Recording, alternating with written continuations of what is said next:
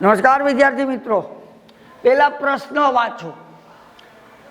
વાહકનું આડછેદનું ક્ષેત્રફળ બમણું કરતા અવરોધ અને અવરોધકતામાં શું ફેરફાર થાય છે? તો આપણે ભણી ગયા છીએ વાહકનો અવરોધ આર એ આડછેદના ક્ષેત્રફળના વ્યસ્ત પ્રમાણમાં હોય છે।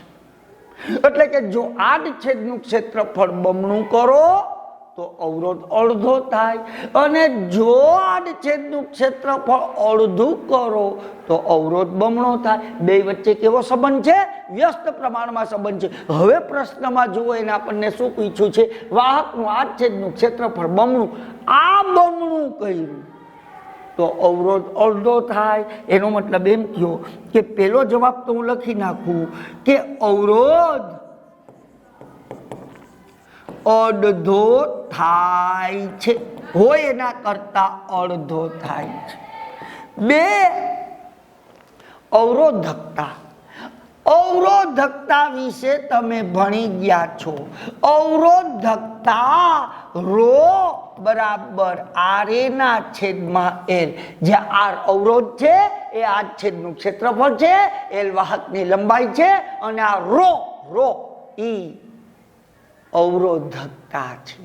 અને જો તમે ભણી ગયા હો તો અવરોધકતા પરિમાણ પર આધાર રાખતી નથી, યાની કે લંબાઈ અને આડછેદના ક્ષેત્રફળ પર અવરોધકતા આધાર રાખતી નથી। તમે લંબાઈ ગમે એટલી વધારો, તમે લંબાઈ ગમે એટલી ઘટાડો, અવરોધકતા બદલાશે નહીં।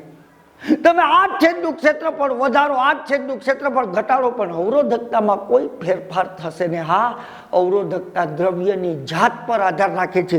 દ્રવ્ય બદલી નાખો તો અવરોધકતા બદલાશે। એટલે યાદ રાખજો, અવરોધ લંબાઈ પર આધાર રાખે છે, અવરોધ આડછેદના ક્ષેત્રફળ પર આધાર રાખે છે, પણ અવરોધકતા આવા કોઈ પરિમાણ પર આધાર રાખતી નથી। એનો મતલબ એમ કે આડછેદનું ક્ષેત્રફળ બમણું હું 100 ગણું કરો ને, અવરોધકતામાં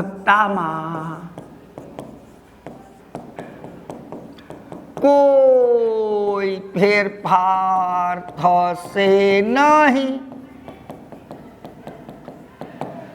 તો આ જવાબ હતો મિત્રો। આભાર।